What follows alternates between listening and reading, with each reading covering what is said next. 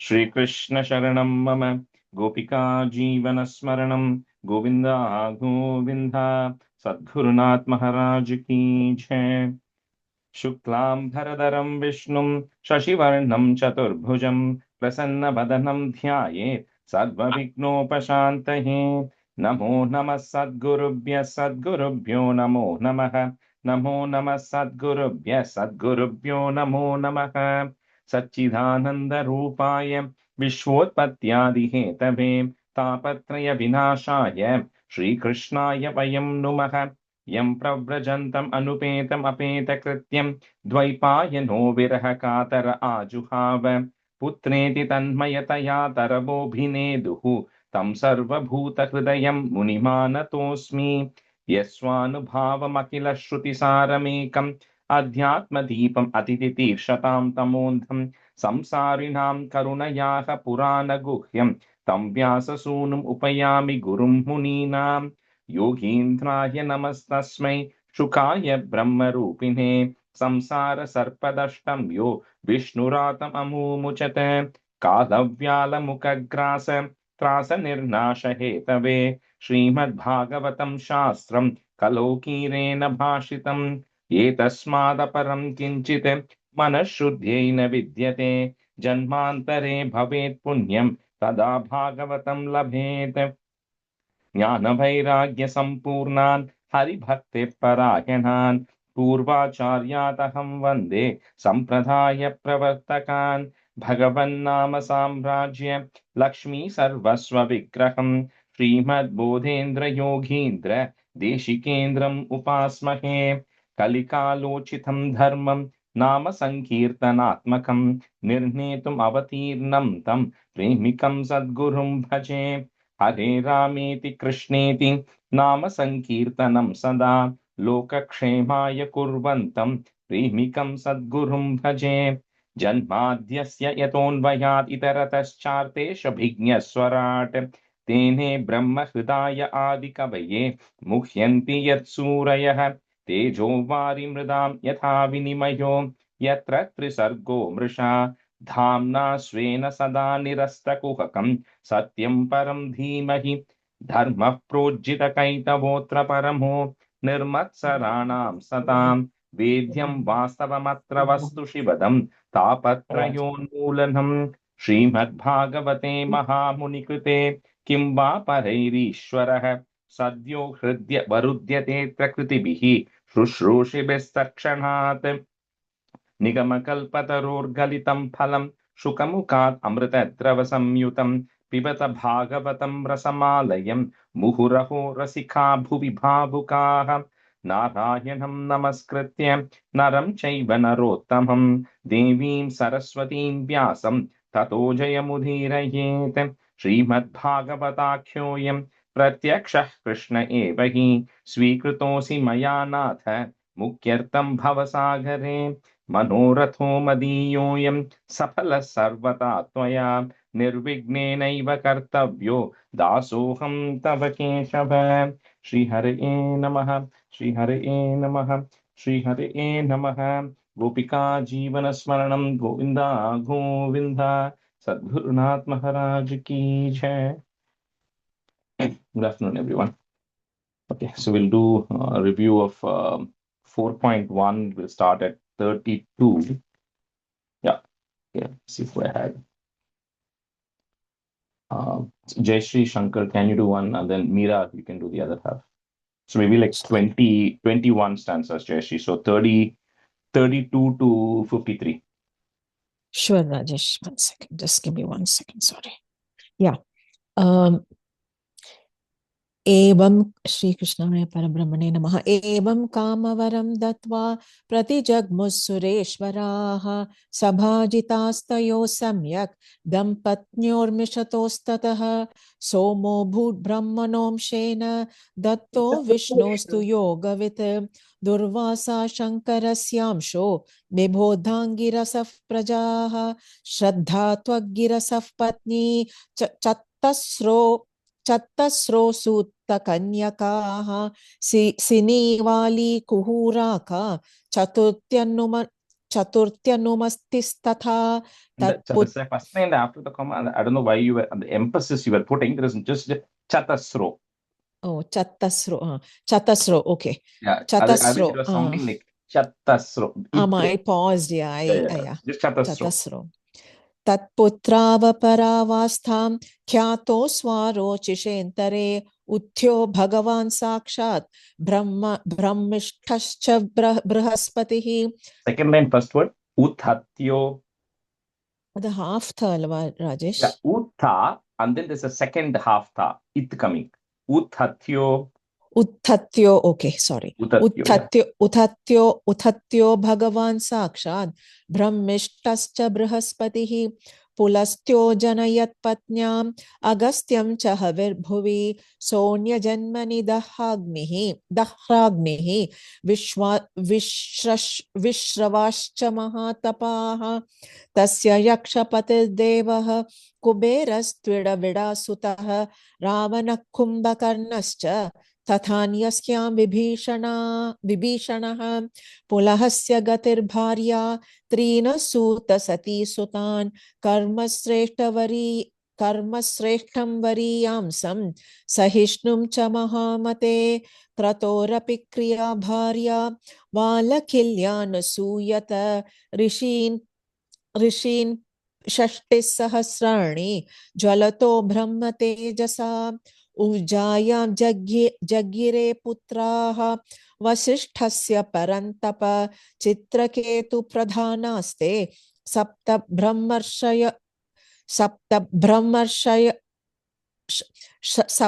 ब्रह्मर्षयो मलाः चित्रकेतुः विरजा मित्र एव च उल्बणो वसुद्भृद्यानो द्युमान् शक्त्यादयो परे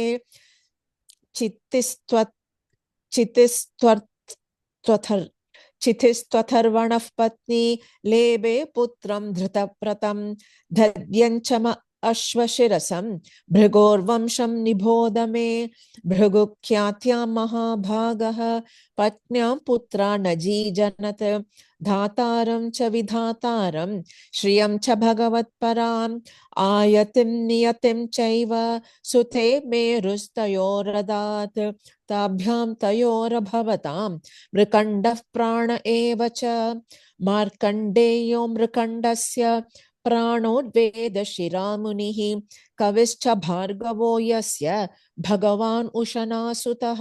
First line after the comma, pranad. Okay, I heard a O sound. Just pranad vedashira.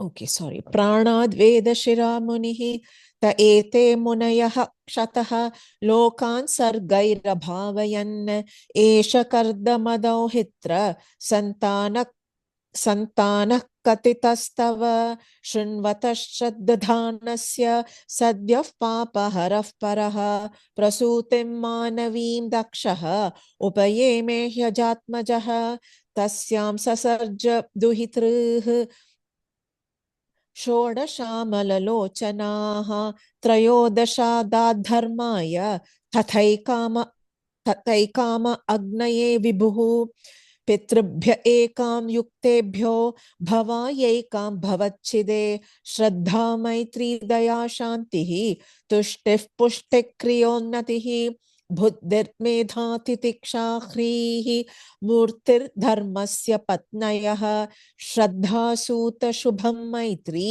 प्रसादम् अभयं दया शान्तिः सुखं मुदं तुष्टिः स्मयं पुष्टिरसूयत योगं क्रियोन्नतिर्दर्पम् अर्थं बुद्धिरसूयत मेधास्मृतिं तितिक्षातु क्षेमं ह्रीः प्रश्रयं सुतं मूर्तिः सर्वगुणोत्पत्तिः नरनारायणाविषि. You can stop. Sorry. Yeah, very perfect.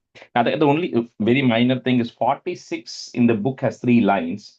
So I think when you were doing it, 46 you did 2 lines and then you kind of started as a fresh thing. Just a very small thing, not a big deal. Yeah. Okay. Yes, Rajesh, I did not combine it. Correct. Okay, I'll note that. That's fine. Yeah. But I think you did. It anyway ended properly. So. Rajesh, ஒரு சின்னது அந்த 50ல வந்து துஷ்டிஸ் அதுக்கப்புறம் மயம் புஷ்டிர சுத்தியா நான் போட்டிருக்கேன். What should be the correct வேர்டுங்க? No, ஸ்வயம். tushtihi, it ends with tushtihi. Shante Okay. sukam mudam tushtihi, comma. புஷ்டி. Okay. Smayam pushtira suyata. மயம் Yeah. புஷ்டிர. Thank you. Yeah. Thank you. ययोर्जन्मन्यदो विश्वम् अभ्यनन्दत्सु निर्वृतम् मनांसि ककुभो वाताः प्रसेदुः सरितोद्रयः दिव्यवाद्यन्ततूर्याणि पेतुः कुसुमवृष्टयः मुनयस्तुष्टुवुस्तुष्टाः जगुर्गन्धर्वकिन्नराः नृत्यन्ति स्म स्त्रियो देव्यः आसीत् परममङ्गलम् देवा ब्रह्मादयः सर्वे उपतस्तुर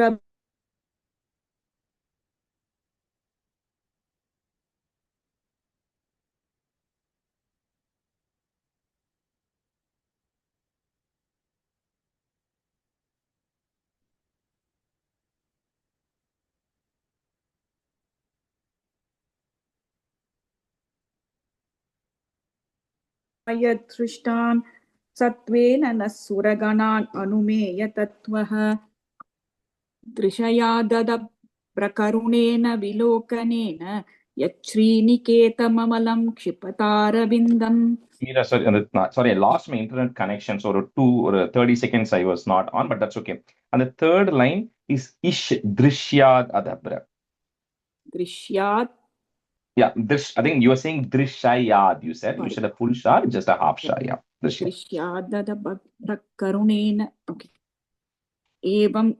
एवं सुरगणैस्तात भगवान् तावभीष्टुतौ लब्ध्वा लोकैर्ययतुः अर्चितौ गन्धमादनम्. Second line, labdhavaloke. लब्धावलोकैर्ययतुः अर्चितौ गन्धमादनम् ताविमौ वै भगवतो हरेरंशाविहागतौ भारव्ययाय च भुवः कृष्णौ यदुकुरुद्वहौ स्वाहाभिमानिनश्चाग्नेः आत्मजास्त्री न जीजनत् पावकं पवमानं च शुचिं च हुतभोजनम् तेभ्योऽग्नयः समभवन् चत्वारिंशच्च पञ्च च त एवैको न पश्चात् साकं पितृपितामहैः. Second line, panchashat. Evaikona panchashat. त एवैकोनपञ्चाशत् साकं पितृपितामहैः वैतानिके कर्मणि यत् अनाभिर्ब्रह्मवादिभिः आग्नेय इष्टयो यज्ञे निरूप्यन्तेऽग्नयस्तु ते. First line, namabhir. And the yathuk apram, one na goes away, the other na remains. So, namabhir brahmavadibhi. नामभिर्ब्रह्मवादिभिः अग्निष्वाता बर्हिषदः सौम्याः पितर आज्यपाः साग्नेयो नज्ञस्तेषां पत्नी दाक्षायणि स्वधा तेभ्यो दधार कन्ये द्वे वयुनां धारिणीं स्वधा उभे ते ब्रह्मवादिन्यौ ज्ञानविज्ञानपारगे भवस्य पत्नी तु सती भवं देवमनुव्रता आत्मनः सदृशं पुत्रं न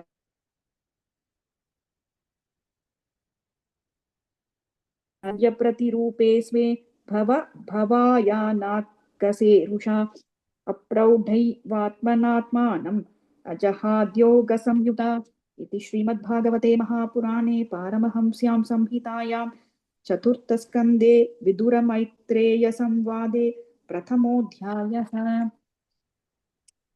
अथ द्वितीयोऽध्यायः। विदुर उवाच भवेशीलवतां श्रेष्ठे दक्षो दुहितृवत्सलः विद्वेषमकरोत्कस्मात् अनादृत्यात्मजां सतीं कस्तं चराचरगुरुं निर्वैरं शान्तविग्रहम् आत्मा रामं कथं द्वेष्टि जगतो दैवतं महत् एतदाख्याहि मे ब्रह्मन् जामातुश्वशुरस्य च विद्वेषस्तु यतः प्राणान् तत्यजेद्दुस्त्यजान् सती। मैत्रेय उवाच पुरा विश्वसृजां सत्रे समेताः परमर्षयः तथा मरगणाः सर्वे सानुगा मुनयोऽग्नयः तत्र प्रविष्टमृषयो दृष्ट्वार्कमिव रोचिषा भ्राजमानं वितिमिरं कुर्वन्तं तन्महत्सदः उदतिष्ठन् सदस्यास्ते स्वधिष्ण्येभ्यः सहाग्नयः ऋते विरिञ्चं शर्वं च तद्भासा क्षिप्तचेतसः सदसस्पतिभिर्दक्षो भगवान् साधु सत्कृतः अजं लोकगुरुं नत्वा निशसाद तदाज्ञया प्राङ्निषन्नं मृडं दृष्ट्वा नामर्षयत्तदनादृतः उवाच वामं चक्षुर्भ्याम् अभिवीक्ष्य दहन्निव. The first line after the comma, namrishyat tadanadritah. Namrishyat tadanadritah. Namrishyat. All right. So we'll continue with this. I'll just quickly say, finish it. The second and third chapters are very small chapters. So we'll quickly finish the meaning. I think we already did half the meaning of the second chapter, right? So we saw how, the conversation gets into what happened between Daksha and Shiva. And at that time, they talked, Maitreya is telling about the incident where once a big sacrifice yajna was going on, a lot of people were there, Daksha enters, and two people don't get up, Shiva and Brahma. And Brahma, because he's the father, so Daksha doesn't care about it. He does his prostrations, and then he's offended that Shiva did not get up, which Shiva is going to answer why in the next chapter. But anyway, Shiva did not get up, and so then Daksha then goes on a cursing spree, right? He just starts, saying all these things about Lord Shiva, and but Shiva does not respond at all. And then Daksha, eventually, having said all that, he just left, right? That's kind of where we stopped, right? He talked about how he's a Shiva, and he compared, Shiva and his followers to all sorts of things. And then Daksha leaves, right? That's kind of till where we saw, which was almost half the chapter. Pretty much, it's Daksha's conversations. Now, what's going to happen the rest of the chapter is it's going to be a war of words, which is going to happen between two different parties. So Daksha said that he's left. So now Shiva is remaining silent, but Nandishwara, who's one of the Shiva's great companion, he's getting very agitated because Daksha is saying all of these things, right? So he then starts saying bad things about Daksha. He says, that, and he's not only talking about Daksha, he's saying everybody else in that attendance who did not say anything else when Daksha was saying, he's essentially saying this to all of them, right? And so he's saying that all of you who think that Daksha is greater than Shiva, just because Daksha came out of Brahma and is greater than Shiva, he's saying you are all not intelligent. He first starts by telling that all of you are basically not intelligent, because he says Shiva does not differentiate between who is up and who is down, but Daksha seems to differentiate that somebody is better than the other person. He says that means that you are intellectually, none of you are educated, because you are beginning to differentiate that somebody is better than the other person, right? He says that should not be the case. And then because you're seeing duality in everybody else. That's how he starts. And then he talks about all the bad qualities of Daksha. He says this Daksha is Daksha is a Prajapati, right? His Prajapati means he's supposed to lead a life where he has to grow the population. That's what all the Prajapati's expectations are from Brahma. He says because of that, what Daksha and all his people are doing is they are all getting attached to this karmic side of the Vedas, which means, they're doing things expecting something in return. So they are seeing Vedas very superficially, saying that I do this, I get this something in return. They are not able to understand the true essence of the Vedas. And he says Daksha himself is too attached to his body, and says he's very attached to sexual desires, because Daksha is going to grow the population extensively. So he says, Daksha, you're very attached to sexual desires. He says, I'm cursing you. This is Nandishwara telling Daksha, I'm cursing you that you will soon receive the face of a goat. So he's telling this curse already without knowing what's going to happen. And the reason Nandishwara is telling you're going to receive the face of a goat is a couple of things. One, he says, is the goats maybe, and that's I don't know, but that's the reference here. These goats symbolize something which is very strong sexual and body urges. That's goats represent that for whatever reason. That is one. And he says, the goat also is it's restless. it just keeps moving around, shaking. Like an elephant might just stand in its place, but a goat is very restless, it's very impulsive. So because of all of these reasons, Nandishwara is cursing Daksha that you are fit to be like a goat, so you're going to get the head of a goat. And then he then goes on to everybody who are also followers of Daksha, right? He says, all of you are doing all these things material, you are expecting things in return, which means you're going to all get stuck. He's cursing them that you're all going to get stuck in the cycle of birth and death, right? And he says, none of you understand the true nature of Shiva, who is actually there. And he says all these words. Nandishwara curses all of these things.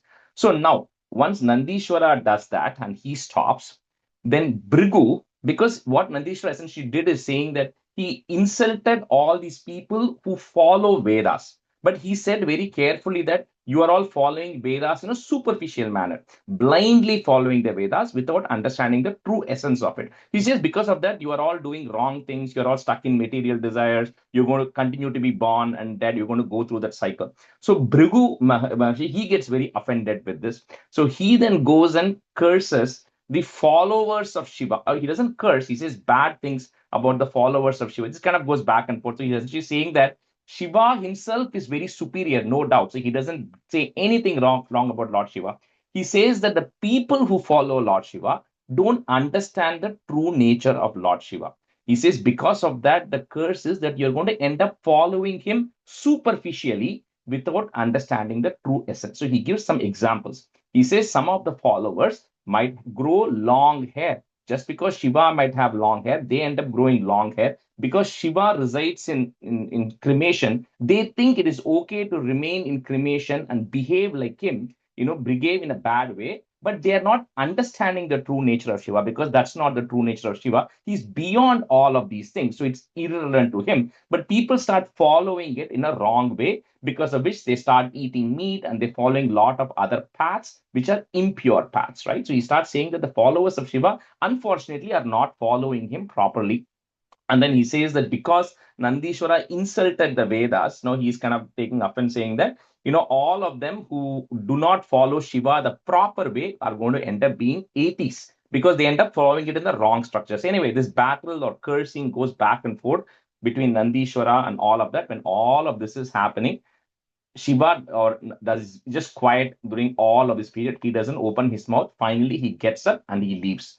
So now Daksha has left and Shiva has also left, and people who are fighting are the people remaining, right? Or everyone else is the people who are remaining. And at this point, what it ends up happening is the sacrifice actually continues right now. Even without Daksha, even without Shiva, the yajna continues. The people who are there, they end up continuing this particular yajna and getting it to completion. And that's how this chapter comes to an end. It goes for several, whatever, human years and all of that stuff. And people who are there, they end up completing this sacrifice, and this chapter comes to an end. So, Rajesh, I was talking to Mama, Gurukul Mama. He was one instant, he was saying that at this instant, and then he goes and hits all the people, like all the. Doesn't happen. It's going to come, right? Okay. Yeah. Okay. So there are multiple things. So the yajna which Daksha is attending, which was the first one, which we talked about, that thing goes to completion. That thing gets to completion. Next, in the third chapter, Daksha is going to do an yajna. Oh, okay. Because idhula Shiva was there, right? Shiva was present. The next one you'll see Shiva will not be invited. So that is why the Shiva Ganas go and destroy the entire yajna and all of that stuff. Okay, got it. Thank you. So the multiple things happen. This one goes to completion. Okay, let me see who I had. Priya Arun, you can be student, and Kalpana, you can be student. We'll do from 9 to 25. Okay. Shruyatam brahmarshayo me, saha devas sahagnayah sadhunam brivato brittam, Nagyanana cha matsarat. Shruyatam brahmarshayo me sahadeva sahagnayah sadhunam brivato brittam Nagyanana cha matsarat. Shruyatam brahmarshayo me sahadeva sahagnayah sadhunam brivato brittam Nagyanana cha matsarat. Shruyatam brahmarshayo me sahadeva sahagnayah साधूनां ब्रुवतो वृत्तं नाज्ञानान्न च मत्सरात् अयं तु लोकपालानां यशोग्नो निरपत्रपः सद्भिर आचरितः. I'm just breaking at that ra. Sadbhir acharitah panthaha. Put a visarga there, visarga comma. Yena stabdhena dhushitah. Ayam tu lokapalanam yashogno nirapatrapah sadbhir acharitah panthaha yena stabdhena dhushitah. अयं तु लोकपालानां यशोग्नो निरपत्रपः सद्भिराश्रितः पन्थाः येन स्तब्धेन दूषितः. Second line, sadbhir acharitah panthaha. सद्भिराचरितः पन्थाः येन स्तब्धेन दूषितः. अयं तु लोकपालानां यशोग्नो निरपत्रपः सद्भिराचरितः पन्थाः येन स्तब्धेन दूषितः एष मे शिष्यतां प्राप्तो यन्मे दुहितुरग्रहीत पाणिं विप्राग्नि मुखतः सावित्र्या इव साधुवत्. एष मे शिष्यतां प्राप्तो यन्मे दुहितुरग्रहीत पाणिं विप्राग्नि मुखतः सावित्र्या इव साधुवत्. एष मे शिष्यतां प्राप्तो यन्मे दुहितुरग्रहीत पाणिं विप्राग्निमुखतः सावित्र्या इव साधुवत्. एष मे शिष्यतां प्राप्तो यन्मे दुहितुरग्रहीत पाणिं विप्राग्निमुखतः सावित्र्या इव साधुवत्. This is the cult, the converse, the daksha, all things that daksha is telling, that is still going on. Grihitva mriga shavakshyah, panim markata lochanah pratyuttanabhivadarhe. Cannot break that word. Pratyuttanabhivadarhe, vachapya krita nochitam. Grihitva mriga shavakshyah पाणिं मर्कटलोचनः प्रत्युत्थानाभिवादार्हे वाचाप्यकृतनोचितम्. गृहीत्वा मृगशावाक्ष्याः पाणिं मर्कटलोचनः प्रत्युत्थानाभिवादार्हे वाचाप्यकृतनोचितम्. गृहीत्वा मृगशावाक्ष्याः पाणिं मर्कटलोचनः प्रत्युत्थानाभिवादार्हे वाचाप्यकृतनोचितम्.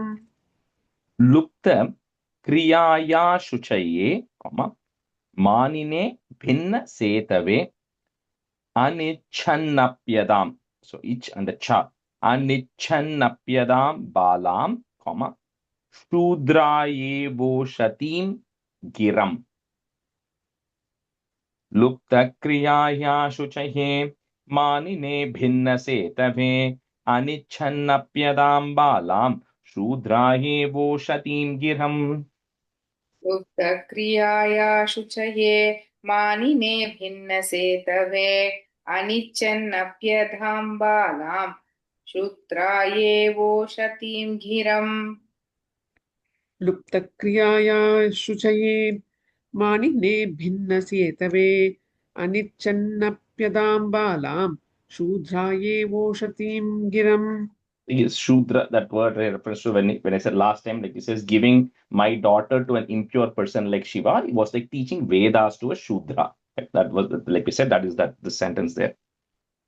Preta vaseshu ghoreshu, pretair bhuta ganair vritaha atat yunmatta vannagno, vyukta kesho hasan rudan. प्रेतावासेषु घोरेषु प्रेतैर्भूतगणैर्वृतः अटत्युन्मत्तवन्नग्नो व्युक्तकेशो Hasan रुदन्. प्रेतावासेषु घोरेषु प्रेतैर्भूतगणैर्वृतः अटत्युन्मत्तवन्नग्नो व्युक्तकेशो हसनृतन्. Rajesh, the second line we have in our book, Adatnu irukku. Is ஆமா, it Adat or Adat? ta, first ta in Sanskrit. Ta, Atat okay. yunmatta. Okay.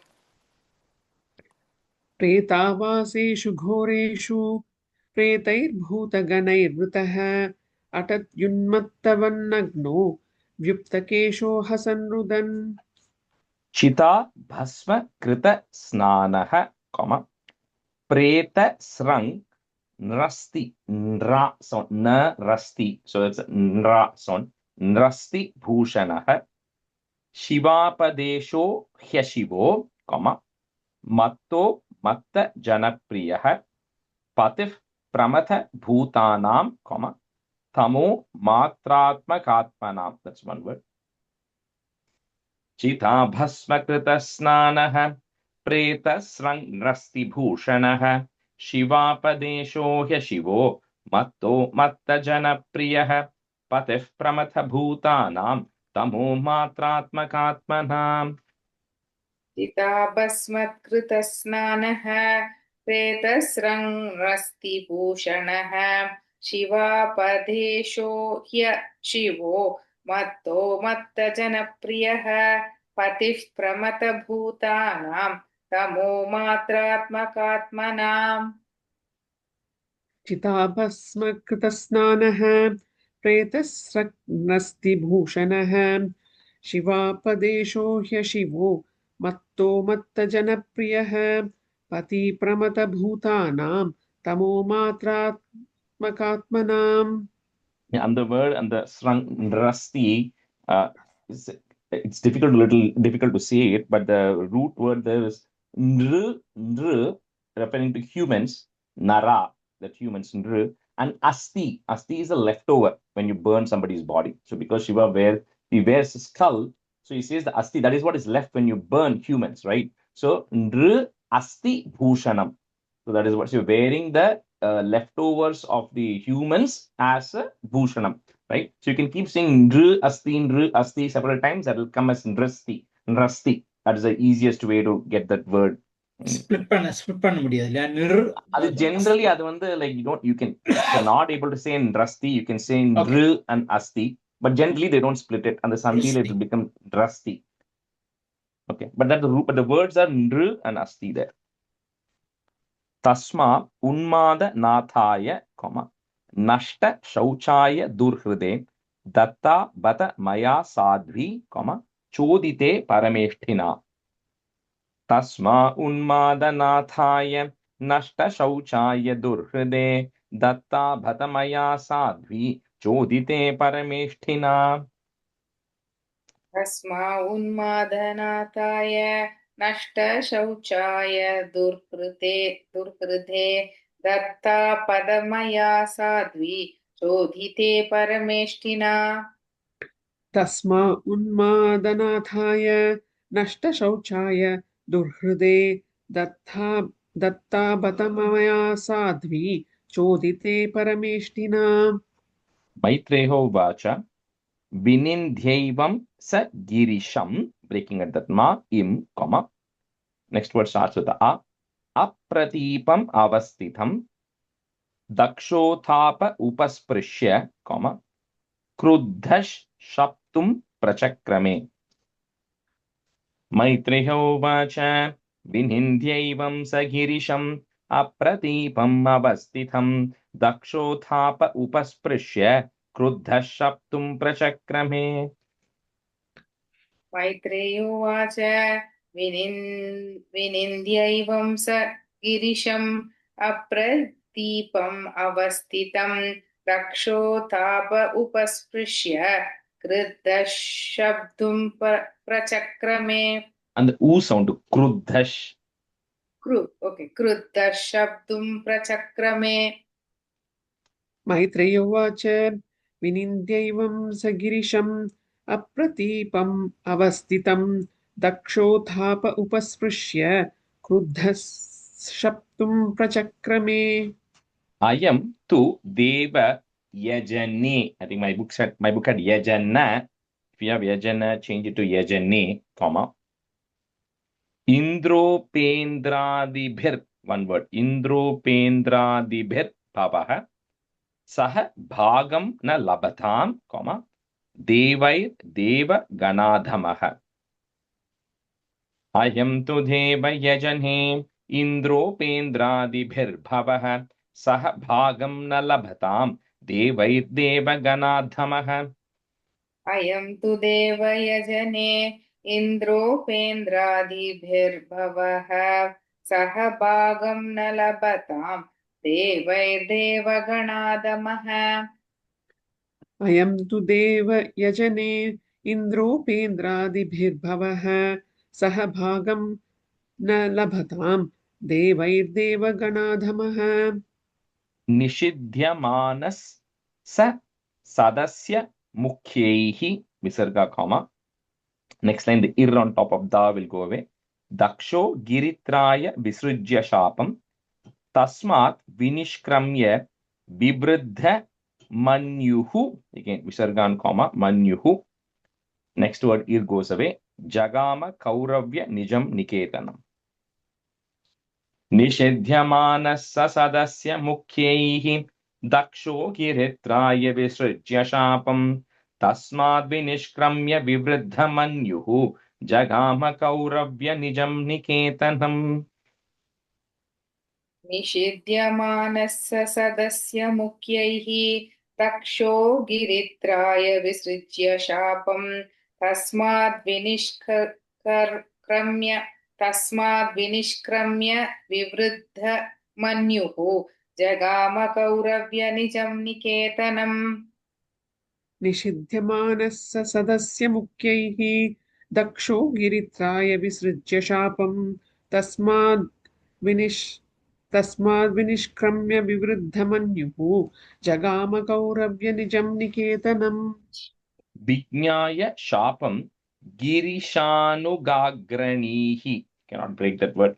गिरिशानुगाग्रणीः visarga comma. Next word ir goes away. Nandishwaro rosha kashaya dushitah dakshaya shapam visasarja darunam comma. E chanva modhams tadavachyatam. You can break it, that is there. Tadavachyatam dvijaha. विज्ञाय शापं गिरिशानुगाग्रणीः नन्दीश्वरो रोषकषाय दूषितः दक्षाय शापं विससर्ज दारुणं ये चान्वमोदं स्तदवाच्यतां द्विजाः विज्ञाय शापं गिरिशानुगाग्रणीः नन्दीश्वरो रोषकषाय दूषितः रक्षाय शापं विससर्ज दारुणम् ये चान्वमोधंस्तदवाच्यतां द्विजाः विज्ञाय शापं गिरिशानुगाग्रणीः नन्दीश्वरो रोषकषाय दूषितः दक्षाय शापं विससर्ज दारुणं ये चान्वमोदंस्तदवाच्यतां द्विजाः. The next set of stanzas of what Nandishwara is speaking. Ya etan martyam uddhishya, comma, Bhagavatya pratidruhi druhyat yajnah pratag drishtihi, that is goes away, visarga comma, drishtihi, tatvato vimukho bhavet. Yahetan martyam uddhishya Bhagavatya pratidruhi druhyat yajnah pratag drishtihi tatvato vimukho bhavet. य एतन्मर्त्यमुद्दिश्य भगवत्य प्रतिद्रुहि दृह्यज्ञपृथक् दृष्टिः तत्त्वतो विमुखो भवेत् य एतन्मर्त्यमुद्दिश्य भगवत्य प्रतिद्रुहि दृह्यज्ञपृथक्दृष्टिः तत्त्वतो विमुखो भवेत्. गृहेषु कूटधर्मेषु, सक्तो gramya sukhechaya karma tantram vitanute, veda vada vipannadhihi. Griheshu kuta dharmeshu sakto gramya sukhechaya karma tantram vitanute, veda vada vipannadhihi. गृहेषु कूटधर्मेषु सक्तो ग्राम्यसुखेच्छया कर्मतन्त्रं वितनुते वेदवादविपन्नधीः गृहेषु कूटधर्मेषु सक्तो ग्राम्यसुखेच्छया कर्मतन्त्रं वितनुते वेदवादविपन्नधीः बुद्ध्या पराभिध्यायिन्या, विस्मृतात्म गतिः पशुः स्त्री कामस सोस्त्वतितराम, cannot break that word, सोस्त्वतितराम, दक्षो बस्त मुकोचिरात्. बुद्ध्या पराभिध्यायिन्या विस्मृतात्मगतिः पशुः स्त्री कामः सोस्त्वतितराम दक्षो बस्त मुकोचिरात्. बुद्ध्या पराभिध्यायिन्या विस्मृतात्मगतिः पशुः स्त्रीकामस्सोस्त्वतितरां दक्षोभस्तमुकोचिरात्. बुद्ध्या पराभिध्यायिन्या विस्मृतात्मगतिः पशुः श्रीकामस्सोस्त्वतितरां दक्षो बस्तमुखोचिरात्. Basta refers to the goat. So basto mukha is face of a goat. Vidya buddhir avidyayam, karma mayyamasau jadaha sansaran tviha ye chamum im, breaking at that ma, next word starts with the a, anu sharvava maninam. Vidya buddhir avidyayam karma mayyamasau jadaha sansaran tviha ye chamum anusharvava maninam. विद्या बुद्धिरविद्यायां कर्म मय्यामसौ जडः संसरन् द्विहये चामुम् अनुसर्वावमानिनम्. विद्या बुद्धिरविद्यायां कर्म मय्यामसौ जडः संसरन् त्विह ये चामुम् अनुसर्वावमानिनम्. Girash Shrutaya Pushpinyaha, add a visarga there, Pushpinyaha, Madhu Gandhena Bhurina, Matna Chon Matitatmanaha, one word, Chon Matitatmanaha, Sammuhyantu Hara Dvishaha. Girash Shrutaya Pushpinyaha, Madhu Gandhena Bhurina, Matna Chon Matitatmanaha, Sammuhyantu Hara Dvishaha. गिरश्रुतायाः पुष्पिण्याः मधुगन्धेन भूरिणा मत्ना चोत्मतितात्मानः सम्मुह्यन्तु हरद्विषः. गिरश्रुतायाः पुष्पिन्याः मधुगन्धेन भूरिना मत्ना चोन्मथितात्मानः सम्मुह्यन्तु हरद्विषः. We'll switch. Have one third. Vani Garu, you can be a student, and Jai Shri Sriram, if you're there, you can be a student. Sarva Bhaksha Dvija Vrityei, Dhrita Vidya Tapo Vrataha Vitta Dehendriya Ramaha. Visarga again, because you're pausing there. Dehendriya Ramaha Yachaka Vicharantviha. सर्वभक्षाद्विजावृत्यै धृतविद्यातपो व्रताः वित्तदेहेन्द्रिया रामाः याचका विचरन्त्विह. सर्वभक्षाद्विजावृत्यै धृतविद्यातपो व्रताः वित्तदेहेन्द्रिया रामाः याचका विचरन्त्विह.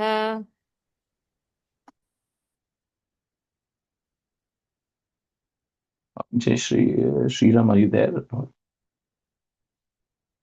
Rajesh? Yeah. Oh, Can you be a student or? Yeah. Give me a minute.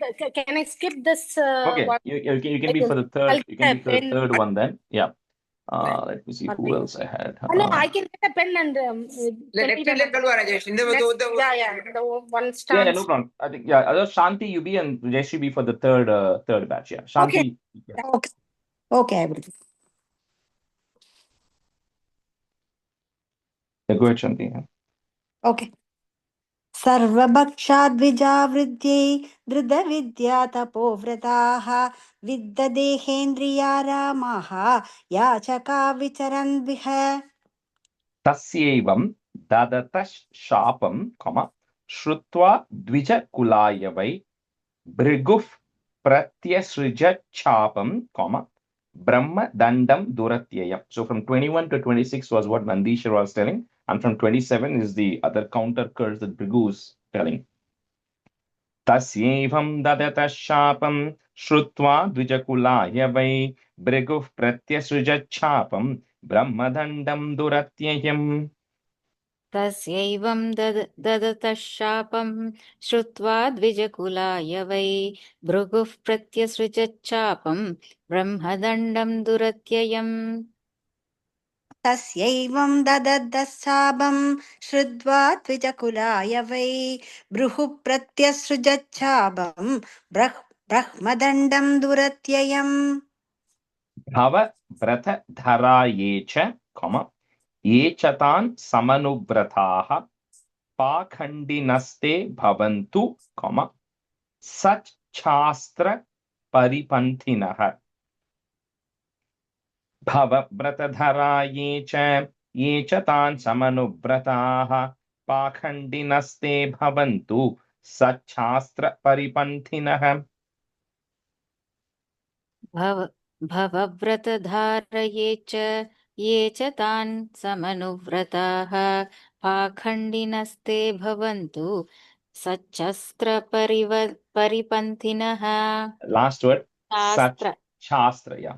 सच्छास्त्रपरिपन्थिनः भवव्रतधरा ये च तान् समनुव्रताः पाखण्डिनस्ते भवन्तु सच्छास्त्रपरिपन्थिनः Nashta shaucha mudha dhiyo, jhata basmasti dharinah vishantu shiva dikshayam, yatra daivam surasavam.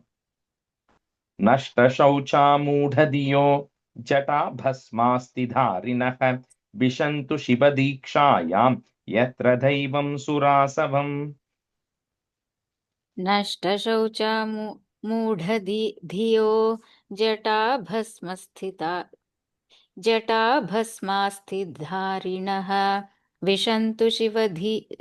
विशन्तु शिवदीक्षायां यत्र दैवं सुरासवम् नष्टशौचा मूढधियो जडा भस्मास्तिदारिणः विशन्तु शिवदीक्षायां यत्र दैवं सुरासवम् Brahma cha brahmanamshaiva, yadhyuyam parinindata setum vidharanam pumsam, breaking at that ma, im. Next verse starts with the a. Ataf pakhandam ashritaha. Brahma cha brahmanamshaiva yadyuyam parinindata setum vidharanam pumsam ataf pakhandam ashritaha. ब्रह्म च ब्राह्मणश्चैव यद्यूयं परिनिन्दथ सेतुं विधारणं पुंसाम् अतः पाखण्डमाश्रिताः. The first line, when you go to Brahmanam asam, Brahmanam shaiva. ब्रह्म च ब्राह्मणांश्चैव. Yeah. ब्रह्मं च ब्राह्मणांश्चैव यद्यूयं परिनिन्दत सेदुं विदारणं पुंसामधः पाखण्डम् आश्रिताः. I think And the pumsam, second line is the break there. Okay. Pumsam ataf. You say it again, and then again the first word you're saying Brahmam, there's no in there. There's Brahma. Yeah. Okay. Can I do it again? Yeah, go ahead. ब्रह्म च ब्राह्मणांश्चैव यद्यूयं परिनिन्दत शेदुं विदारणं पुंसाम् अतः पागण्डम् आश्रिताः एष एव हि लोकानां शिवः पन्थास् सनातनः यं पूर्वे चानुसंतस्तुः विसर्ग चानुसंतस्तुः. Next line ir goes away. Yat pramanam janardhanah. Yesha eva hi lokanam shivah pantha sanatanah yam purve chanusamtastuhu yat pramanam janardhanah. एष एव हि लोकानां शिवः पन्थाः सनातनः यं पूर्वे चानुसन्तस्तुः यत्प्रमाणं जनार्दनः एष एव हि लोकानां शिवः पन्थाः सनातनः यं पूर्वे सानुसन्दस्तुः यत्प्रमाणं जनार्दनः. So here it's just saying that, like, because Nandishwara was saying that the brahmanas who are there are, superficially following the Vedas. That was his comment, right? So here Bhrigu is taking offense there, saying that because neither of them is actually questioning the Vedas here. It is just what Nandishwara is saying, that you all are superficially following it without understanding the true essence of it. You're following it from the surface. And Bhrigu is also taking offense. He's saying that you cannot question the Vedas because the pramanam, the authority of the Vedas has been given by Janardana. Narayana has given the authority of the Vedas, saying that is the ultimate truth and that is to be followed and all of that stuff. So you cannot question anybody who is actually following it, is his point, right? In this stanza there. Tat Brahma Paramam Shuddham, Satam Vartma Sanatanam, Vigarhya Yata Pashandam, Daivam Vo Yatra Bhutarat. Rajesh, Bhagandam irukku. Second line. Oh, I have Pashandam. Pashandam. Yeah. Anybody else has changed? Let me check another version here. Hold on one second. It's only Pashandam. Pashandam, yeah. I have it as Pakhandam. Yeah, I don't know. Pashandam is atheism. So I don't know what Pakhandam means different. So just change it to Pashandam, Ramesh. Thank you. ரெண்டும் ஒரே meaning கொடுத்திருக்கு ராஜேஷ். பாக்கண்டம் பாஷண்டம் ரெண்டுமே atheist தான் meaning கொடுத்திருக்கு. அப்படியா? Okay. So yeah. So just change it to Pashandam for consistency. Probably means the same thing there. Pakhandam. Tad Brahma Paramam Shuddham Satam Vartma Sanathanam Vigarhya Yata Pashandam Daivam Vo Yatra Bhutarat. यद् ब्रह्म परमं शुद्धं सतां वर्त्म सनातनं विगर्ह्य यथा पाषण्डं दैवं वो यत्र भूतराट्. Second line, Vigarhya Yata Pashandam. विगर्ह्य यात पाषण्डं दैवं वो यत्र भूतराट्. तद्ब्रह्म परमं शुद्धं सदा वत्म सनातनं विहर्ह्य यादपाषण्डं दैवं वो यत्र भूतराट्. Maitreya Uvacha Tasyaivam Vadatash Shapam, Bhrigos Sa Bhagavan Bhavah Nishchakrama Tatah Kinchit. It, the dvi that is there, we are just breaking it. Kinchit, Bimana Iva Sanugaha. Maitreya Uvacha Tasyaivam Vadatash Shapam Bhrigos Sa Bhagavan Bhavah Nishchakrama Tatah Kinchit Vimana iva sanugaha. Maitreya uvacha tasyaivam vadata shapam bhrugos bhagavan bhavah nishchakramatah kinchit vimana iva sanugaha. तस्यैवं वददशापं भृगो स भगवान् भवः निश्चक्राम ततः किञ्चित् विमना इव सानुगः. Tepi Vishwa Srijas Satram, Sahasra Parivatsaran, Samvidhaya Maheshwasa, Yatrejya Rishabho Harihi.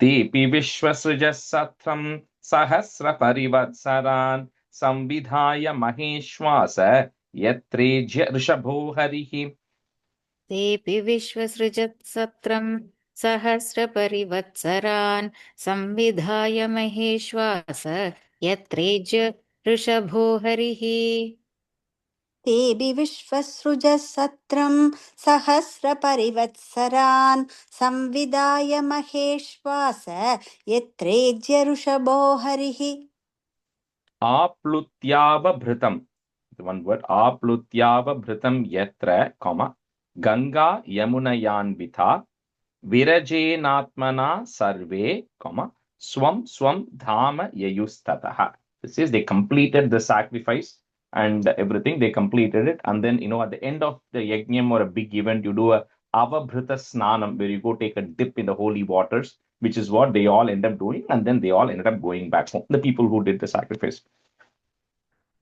आप्लुत्यावभृतं यत्र गंगा यमुनयान्विता विरजेनात्मना सर्वे स्वं स्वं धाम ययुस्ततः आप्लुत्यावभृतं यत्र गङ्गाय यमुनयान्विता विरजेनात्मना सर्वे स्वं स्वं धाम ययुस्ततः आप्लुत्यावभृतं यत्र गङ्गा यमुनयान्विदा विरजेनात्मना सर्वे स्वं स्वं दामययुस्ततः इति श्रीमद्भागवते महापुराणे पारमहंस्यां संहितायां चतुर्थस्कन्धे दक्षशापो नाम द्वितीयोऽध्यायः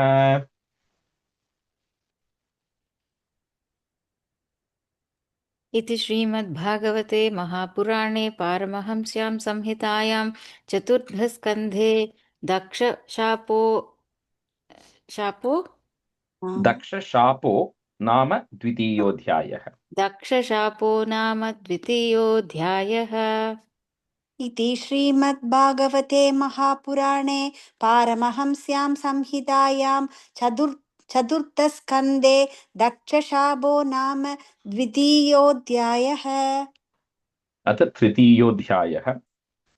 Because Bhagavatam goes, it's like, I always think that Bhagavatam is like, it gives you like this is if I want to be a fly on the wall to observe what's happening. It is literally like that, because this whole chapter is just a conversation between Sati and Shiva that she needs to go there. That's all this whole next third chapter is. So it's like it's like as if every single conversation they have, you can just sit and observe it, patiently, right? It's not going to get over in one sentence. It's going to be like 25, 30 stanzas of conversation with Sati and Shiva. But the net takeaway of this chapter is going to be Sati will say, I want to go. Shiva will say, your wish. That is a net takeaway. Right? But it's like every sentence that they have conversation is going to come in this. So, अथ तृतीयोऽध्यायः मैत्रेयो उवाच सदा विद्विषतोरेवं कालो वै ध्रियमानयोः जामातुश्श्वशुरस्यापि श्वशुरस्यापि सुमहान् अतिचक्रमे. मैत्रेयो उवाच सदा विद्विषतोरेवं कालो वै ध्रियमानयोः जामातुश्श्वशुरस्यापि सुमहान् अतिचक्रमे. मैत्रेय उवाच सदा विद्विषतोरेवं कालो वै ध्रियमाणयोः जामातुश्वशुरस्यापि सुमहान् अतिचक्रमे. मैत्रेय उवाच सदा विद्विषदोरेवं कालो वै ध्रियमाणयोः जामादुस्वसुरस्यापि सुमहान् अधिचक्रमे. यदाभिषिक्तो दक्षस्तु ब्रह्मणा परमेष्ठिना प्रजापतीनां सर्वेषां पुटइं आधिपत्ये स्मयो भवत्. यदाभिषिक्तो दक्षस्तु ब्रह्मणा परमेष्ठिना प्रजापतीनां सर्वेषाम् आधिपत्ये स्मयो भवत्. यदाभिषिक्तो दक्षस्तु ब्रह्मणा परमेष्टिना प्रजापतीनां सर्वेषाम् आधिपत्ये स्मयोऽभवत्। यदाभिषिक्तो दक्षस्तु ब्रह्मणा परमेष्टिना प्रजापतीनां सर्वेषाम् आधिपत्ये स्मयोऽभवत्. We'll switch the round. Yeah, so Jayashree, you can be a student, and I had Sudha, you can be a student. Stanza 3. Ishtvasa Vajapayena, comma, Brahmishtan Abhibhuya cha, just breaking at that na, Brihaspati Savam Nama, comma, Samarebhe Kratuttamam. Ishtvasa Vajapayena Brahmishtan Abhibhuya cha, Brihaspati Savam Nama, Samarebhe Kratuttamam. Jayashree solrala, or shall I go first? You can go, yeah. Yeah. Ishtvasava. Oh, go ahead. Sudha, go ahead. Sudha, go ahead, yeah. Ishtvasavajapena bahishtan abhibhuya cha brihaspati savam nama samarebe kratuttamam. First line, Brahmishtan. Oh, Brahmishtan abhibhuya cha. Okay. इष्ट्वास वाजपेयेन ब्रह्मिष्टान् अभिभूय च बृहस्पति सवं नाम समारेपे क्रदुत्तमम्. Tasmin Brahmarshayas Sarve, comma, Devarshi Pitru Devataha Asan Kritar Swastyayanaha. So it's one word, Swastyayanaha, that is goes away, Visarga, comma, Tat Patnyascha Sa Bhartrikaha. Tasmin Brahmarshayas Sarve Devarshi Pitru Devataha Asan Krita Swastyayanaha Tat Patnyascha Sa Bhartrikaha. Tasmin brahmarshaya sarve devarshi pitru devataha asan krita swastyayanaha tatpatnyascha sa bhartrukaha. तस्मिन् ब्रह्मस्य सर्वे देवर्षि पितृदेवताः आसन् कृत स्वस्त्ययनाः. Correct? Swastyayanaha. आसन् कृत स्वस्त्ययनाः तत्पत्यन्यश्च सबर्तृकाः. And again, the word Patnyascha, and the Patni Ascha. So Patnyascha. Tatpatnyascha. Yeah. Correct. Tadupashrutya nabhasi, comma, Khecharanam prajalpatam Sati Dakshayani Devi, comma, Pitur Yajna Mahotsavam. Tadupashrutya nabhasi Khecharanam prajalpatam Sati Dakshayani Devi Pitur Yajna Mahotsavam. Tadupashrutya nabhasi kecharaणां prajalpatham sati dakshayani devi pitur yajna mahotsavam. तदुपश्रुत्य नभसि केचराणां प्रजल्पदां सदी दाक्षायणी देवी विदुर्यज्ञमहोत्सवम्. Brajantis sarvato digbhyaha, add a visarga there, visarga comma, digbhyaha, upadeva varastriyaha, vimana yanas sapreshtaha, again, add a visarga comma, nishka kantis suvasasaha. Brajanti sarvato digbhyaha, upadeva varastriyaha, vimana yanas sapreshtaha, Nishkakanthi suvasasaha. Vrajanti sarvato digbhyaha upadeva varistriyaha vimanayana sapreshtaha nishkakanthi suvasasaha. The varastriyaha on the first line. Upadeva Varastriyah. Okay. Yeah. Vrajanti sarvado divyah upadeva varastriyah vimanayanas sapreshtaha nishkakandi suvasasah.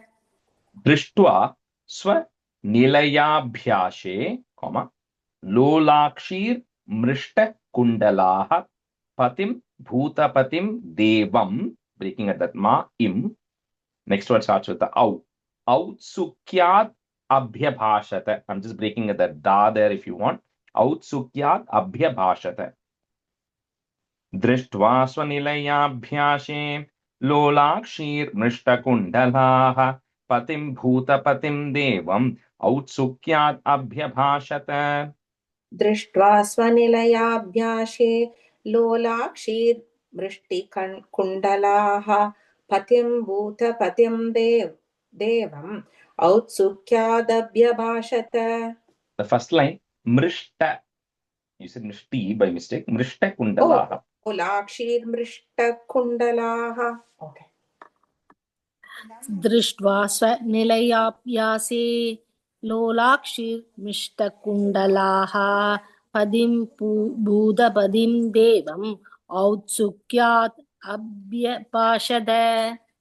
Satyovacha, so this is where Sati is beginning to talk. Prajapateste shvasurasya sampratam, niryapito yajna mahotsavah kila vayam cha tatrabhisarama vamate, yadhyartitami vibudha brajanti hi, short hi. Satyovacha Prajapateste shvasurasya sampratam niryapito yajnamahotsavah kila vayam cha tatrabhisarama vamate yadhyartitami vibudha brajantihi. Satyovacha Prajapateste Shvashurasya Sampratam Niryapito Yajna Mahotsavah Kila Vayam cha tatrabi sarama vamate yatyartitami vibudha vrajantihi. Satyuvacha Prajapateste Swashurasya Sampradam Niryabido Yajnamahotsavah kila Vayam cha tatrabi sarama vamade yatyartitami vibudha vrajantihi. Tasmin bhaginyo mama bhartrabhis swakaihi, visarga swakaihi. Next that ir goes away. Dhruvam gamishyanti suhrit didrikshavaha, double dot coming there. Suhrit didrikshavaha. Aham cha tasmin bhavatabhikamaye, sahopanitam paribharhamarhitum. Tasmin bhaginyo mama bhartrabhiswakaihi dhruvam gamishyanti suhriddhi drikshavaha aham cha tasmin bhavatabhikamaye sahopanitam paribharhamarhitum. Tasmin bhaginyo mama bhartrubhisvakaihi dhruvam gamishyanti sugridrikshavaha aham cha tasmin bhavathabhikamaye sahopanitam paribarhamarhitum. Tasmin bhaginyo mama bhartrubhisvakaihi dhruvam kamishyandi suhrut. அது எப்படி சொல்லணும்? Suhrit, it sound if you're breaking it. Suhrit didrikshavaha. Didrikshavaha. Didrikshavaha. Dhruvam kamishyandi suhrut didrikshavaha aham cha tasmin bhavatabhikamaye sahobanidam paribarham arhidum. Arhitum. You got it correct only. Suhrit didrikshavaha. ரெண்டு தி இல்ல இங்க. அதான் இல்ல ஒரு தி, you should have double da with the e. இல்ல. Okay, that means maybe there's one it is missing.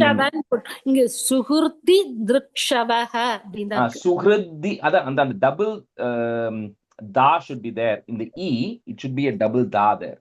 illa inge. Oh, Okay. So, yeah, but I'm just breaking it so it's easy. It'd be the right way to break it. Suhrit didrikshavaha. Suhrit didikshavaha and so on. No, didi didrikshavaha. Didrikshavaha. Okay, thank you. Suhrit didrikshavaha. Tatra swasrurme nanu bhartru sammitaha. Again, add a visarga and comma there. Matrishvasruh klinna dhiyam cha mataram. Drakshe chirotkanta mana maharshibihi. Breaking at that ru. So putting a visarga comma maharshibihi comma. Next it starts with the u. Unniyamanam cha mridadvara dvajam. Tatra swasrurme nanu bhartru sammitaha. Matrishvasruh klinna dhiyam cha mataram. Drakshe chirotkanta mana maharshibihi. Unniyamanam cha mridadvaradvajam. Tatra swasrume double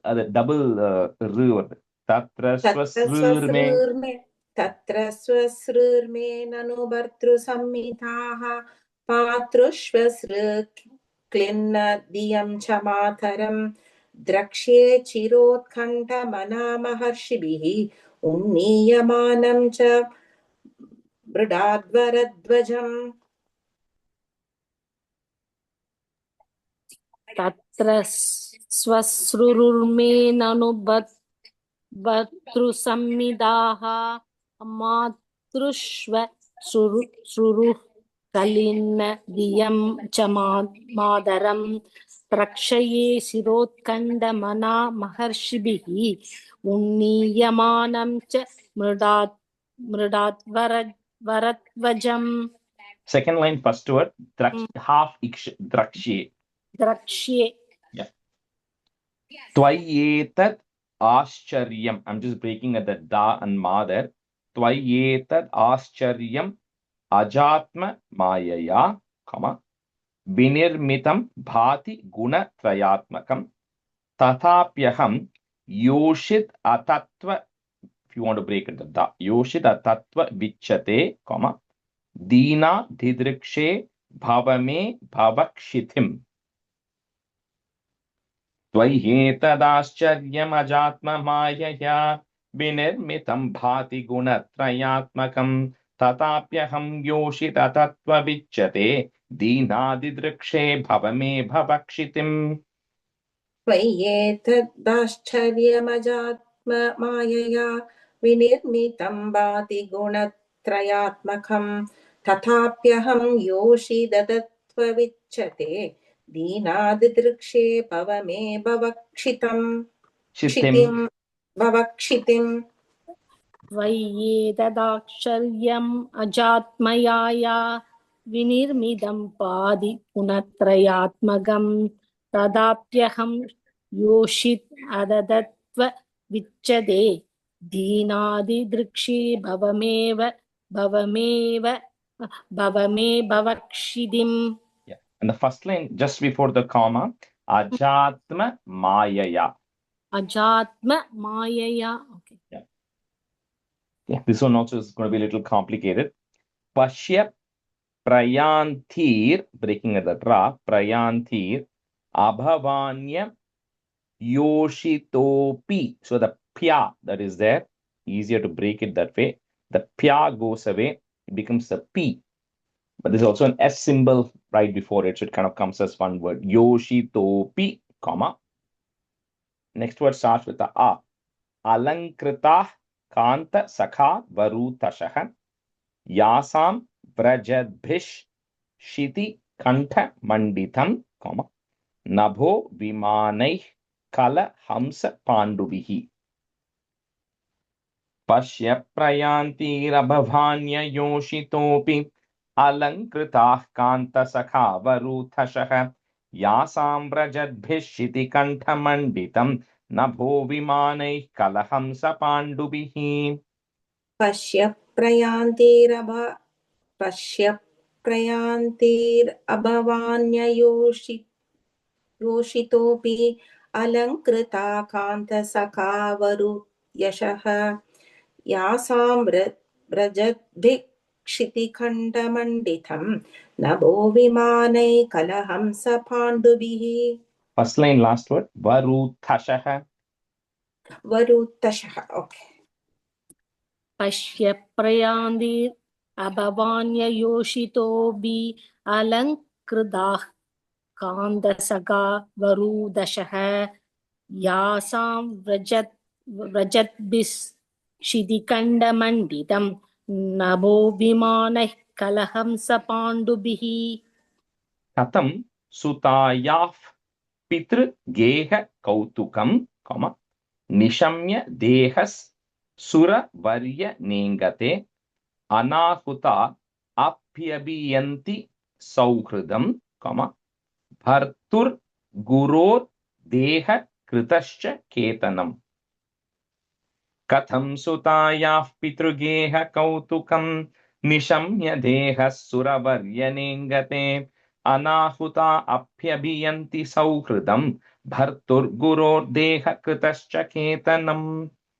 कथं सुतायाः पितृगेह कौतुकं निशम्य देहः सुरवर्य नेङ्गते अनाहुता अप्यभियन्ति सौहृदं भर्तृर्गुरो देह कृतश्च केतनम्. कथं सुतायाः पितृकेह कौतुकं निशम्य देहः सुरवर्यनीङ्गते अनाहुदा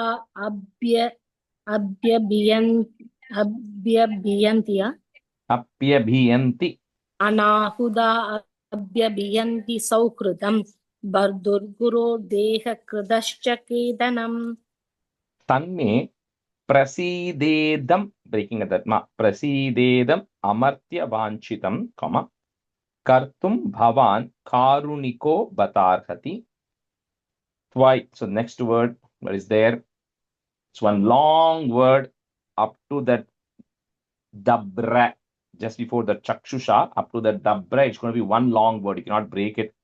So it's tvayatmanordeham adabra chakshusha. Yes, you have to say the whole word together. After chakshusha, nirupita manugrihana yochitaha. But if you want to break that, if you want to see the individual words, you should be able to see it. It's tvaya atmanor ade aham adabra. So multiple words there, but it kind of comes as one long word. Rajesh, if the last word is it yachitaha or yochitaha? Yachitaha. Okay, you said yo, that's. Oh, sorry. Tanme prasidedamamartya vanchitam kartum bhavan karuniko batarhati tvayatmanordeham adabra chakshusha nirupitamanugrihana yachitaha. तन्मे प्रसीदेदममर्त्यवाञ्छितं कर्तृं भवान् कारुणिको बतार्हति त्वय्यात्मनोर्देहमदभ्रचक्षुषा निरूपितामानुगृहाण याचितः. So then the first line, last word, batarhati, and the word. நான் வேற ஏதாவது சொன்னேனா? I felt like you added an extra ir there, and the second line, first word, I felt like you added an extra ya. It's just tvaya. Yeah. तन्मे प्रसीदेदममर्त्यवाञ्छितं कर्तृं भवान् कारुणिको. Okay, there. Actually, that word. Kartum. भवान् कारुणिको बतार्हति त्वय्यात्मनोर्देह. That's the other one. It's just tvaya, not tvaya. Tvaya, okay. त्वय्यात्मनोर्देहमदभ्रचक्षुषा निरूपितामानुग्रहाण याचितः. गृहाण याचितः. तन्मे प्रसीदेदम् अमर्त्यवाञ्छितं कर्तुं भवान् कारुणिको बदार्हति त्वयात्मनोर्देहम् अदप्रक्षुषा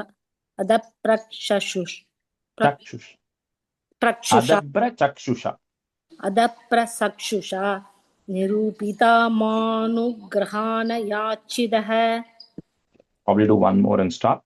Rishiru vacha evam giritrah priyayabhibhashitah, pratyabhyadhatta prahasan suhrit priyah samsmarito marma bhidah kuvagishun, yanah ko vishwa srijam samakshatah.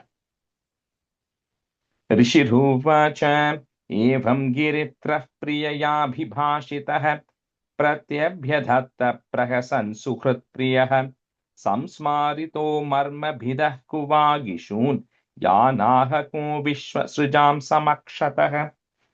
ऋषिरुवाच एवं गिरित्रप्रिययाभिभाषितः प्रत्यभ्यधत्त प्रहसन् सुहृत्प्रियः संस्मारितो मर्मभिदः कुवागिषून् यानाह को विश्वसृजां समक्षतः.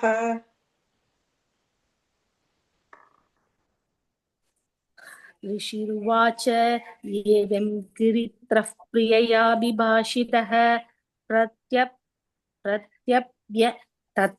प्रहसन्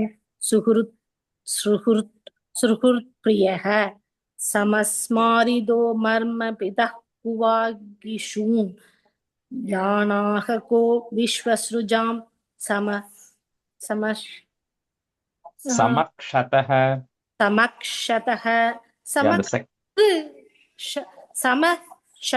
தான் இருக்கு. Samakshataha. Samashadaha. Yeah. Second line, first word, samsmarito. Oh, samsmarito marmapidah kuvagishun yahako vishwasrujam samashakshadaha. No, I think you're saying again something different. Sa, ma, sha, and iksh. Samakshataha. Samakshataha. Yeah, that's it. Okay, we'll stop here. I'll just say it because the next one is Sri Bhagavanu Vacha. So Lord Shiva starts talking. So we'll pause the story also at that point, right? So anyway, so that yajnam, which was whatever was happening, was done, right? Daksha leaves, Shiva leaves, people are all cursing each other, everybody. Then the yajnam, however, gets completed. And then a long time passes, right? A lot of time actually passes. And however, the conflict between Shiva and Daksha is still going on. There's been no truce, no pacifying, nothing. And a long amount of time has actually passed. So at that time, then later on, at some point, Brahma makes Daksha the head of all the Prajapatis. Like we have Kardama Prajapati and all these Prajapatis. Daksha becomes the leader of all the Prajapatis. And so what happens is his ego increases even more. His pride and ego increases even more, right? Because of the superiority that he already had. And later on, then what happens is he then starts to perform two other yajnas. So it's said in that where did it come? Vajapayam something it came. Anyway, so he, I'm trying to find out where it is so you can get the name there. Anyway, doesn't matter. Okay, so he performs two yajnas. So one is called as a Brihaspati Seva, other is called as a Vajapayam. So I think a third stanza it comes. Anyway, doesn't matter. So he decides to perform this another big yajna where he invites everybody who is there. He invites all the sages, he invites all the demigods, the gods, everybody from all over the universe. He's kind of invited there, and everybody begins to come there. So, of course, Shiva and Sati are not invited. So one day, Sati is seeing these beings flying on the sky. Lot of activity happening in the sky, right? So she's beginning to see that all these people are flying, and she comes to know that something is actually happening, and everybody is actually headed to her father's house, and they know that Shiva and Sati are not invited to that event. So Sati then goes and puts a request to Shiva, which is that conversation that is actually happening there. So she kind of builds the case, right? So she knows the tension that is existing between Shiva and Daksha and all of that, but everybody is going. So she is trying to build a case for saying that, remember, Daksha has 16 daughters, right? So now Sati is one of the daughters. She says, all my sisters, everybody is invited. Everybody is going, and everybody is going and participating in the yajna.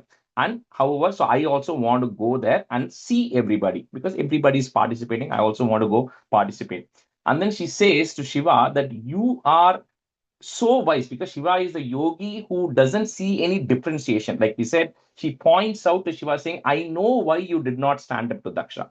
Not because you looked at Daksha by inferior way, But for you, everybody is same because you are able to look at the inner self of everybody. And so everybody is the same and you are very wise.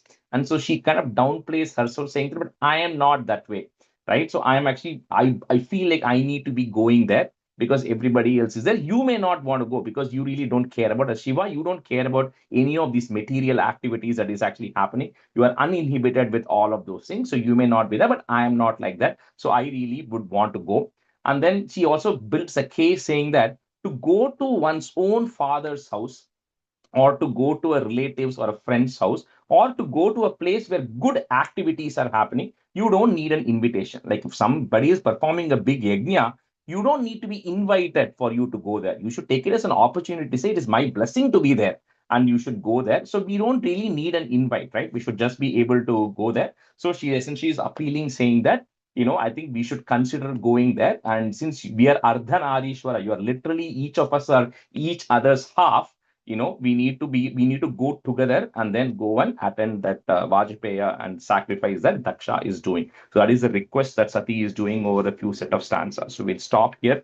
And in the next class, we'll see Shiva's response, and then this chapter will come to an end. Shri Hare Namaha, Shri Hare Namaha, Shri Hare Namaha. Gopika Jeevana Smaranam Govinda Govinda. Sadgurunath Maharaj Ki Jai. कायेन वाचा मनसेन्द्रियैर्वा बुद्ध्यात्मना वा प्रकृते स्वभावात् करोमि यत् सकलं परस्मै नारायणायेति समर्पयामि. Thank you, Rajesh. Thank you, Rajesh. Thank you, Rajesh. Bye. Thank you, Rajesh.